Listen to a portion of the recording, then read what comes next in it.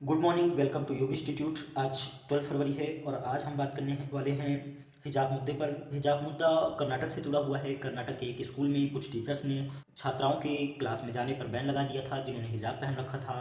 तो यहाँ पर यह बात निकल कर सामने आती है कि टीचर्स का क्या रोल रहता है। टीचर्स का रोल है कि वे सभी प्रकार के बच्चों में समानता लाएं। जहाँ समावेशी शिक्षा की बात कही जा रही है, वहाँ टीचर्स के ऐसे कदम शिक्षा को प्रमोट करने के बजाय यहाँ पर शिक्षा को रोकने का प्रयास कर रहे हैं। गर्ल्स जब इनको रोका जाता है तो यह जाती है कर्नाटक हाई कोर्ट, और कर्नाटक हाई कोर्ट अपना एक ऑर्डर देता है कि जो भी कर्नाटक के स्कूल हैं वहाँ पर स्कूल्स में कोई भी गर्ल्स हिजाब पहनकर या फिर हिंदू धर्म से जुड़े हुए कुछ रिलीजियस चीज़ें जो भी होंगी उनको पहनकर नहीं जा सकते हैं।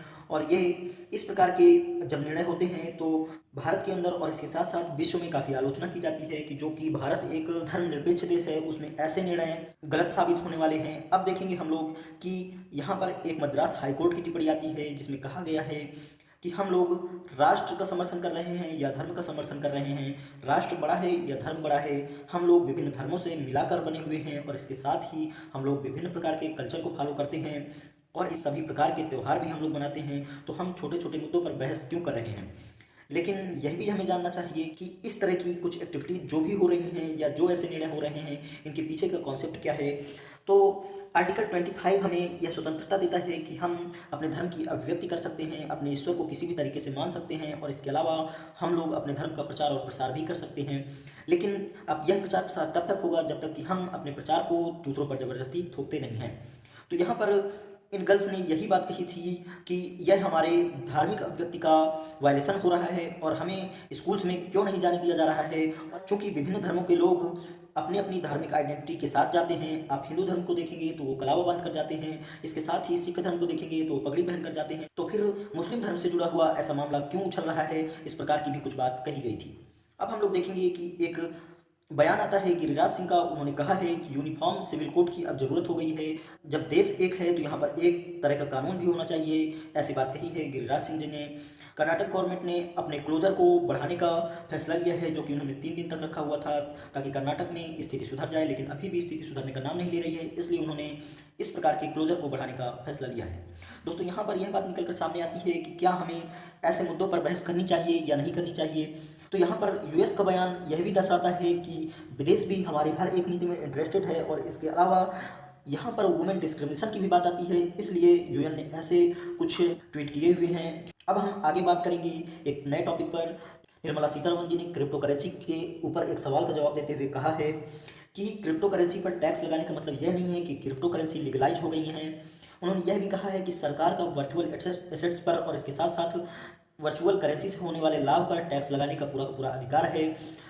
वर्ष 2022-23 के बजट भाषण के दौरान भी उन्होंने कहा था कि आभासी संपत्ति से लाभ पर 30% का टैक्स लगाया जाएगा और यदि एक निश्चित सीमा से बढ़ जाता है तो संपत्ति के हस्तांतरण पर स्रोत पर 1% का टीडीएस भी काटा जाएगा। निर्मला सीतारमण जी ने यह भी कहा है कि सरकार के पास क्रिप्टो करेंसी लेन देन से होने वाले लाभ पर कर लगाने का संप्रभु अधिकार है और भारत में क्रिप्टो करेंसी पर प्रतिबंध लगाने या न लगाने पर अभी विचार विमर्श चल रहा है और इसके बाद ही कोई फैसला लिया जा सकता है।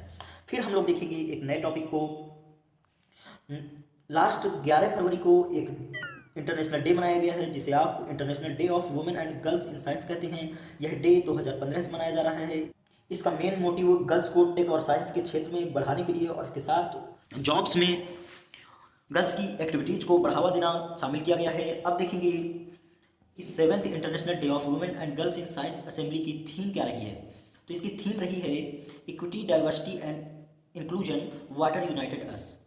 ये दोस्तों यह 7वां इंटरनेशनल डे रहा है और यह 2015 से मनाना एक यूनाइटेड नेशन के संकल्प द्वारा पारित करके मनाना इसको स्टार्ट किया गया था। और इसके साथ ही हम देखेंगे कि कुछ अन्य दिवस भी महिलाओं के लिए मनाए जाते हैं। तो इनमें इंटरनेशनल वुमेंस डे 8 मार्च को मनाया जाता है, गर्ल्स इन आईसीटी डे 22 अप्रैल को मनाया जाता है, international day of girls child 11 अक्टूबर को मनाया जाता है, international day of rural women's 15 अक्टूबर को मनाया जाता है, world science day for piece and development 10 नवंबर को मनाया जाता है, international day for the elimination of violence against women 25 नवंबर को मनाया जाता है। दोस्तों, यह जो भी डे मनाए जाते हैं इनका कार्य रहता है कि गर्ल्स को प्रमोट किया जाए, गर्ल्स को शेव किया जाए और इसके साथ ही एक अच्छे और उपयुक्त समाज का निर्माण किया जाए। फिर हम देखेंगे कि डिजिटल इंडिया की तरफ से एक ट्वीट आया है जिसमें उन्होंने बताया है कि मनीषा रामोला हैं, इन्होंने responsible AI for youth programme को जीत लिया है और इसके साथ ही इन्होंने एक ऐसी टेक्नोलॉजी बनाई है जो कि लिप्स को पहचान सकती है और उनके औषधि गुणों को भी बता सकती है। तो यहाँ से डिजिटल इंडिया का इस प्रकार से ट्वीट करना यह बताता है कि गर्ल्स टेक के क्षेत्र में आगे बढ़ रही हैं और इसके साथ एआई की हमारे जीवन में क्या भूमिका हो गई है, हम इसको किस तरीके से अपने जीवन में लागू करेंगे, एआई हमारे लिए यूजफुल रहेगा, हम लोग एआई का विभिन्न क्षेत्रों में यूज कर सकते हैं। तो फ्रेंड्स, आप योग इंस्टीट्यूट चैनल को लाइक करिए, शेयर करिए, कमेंट करिए।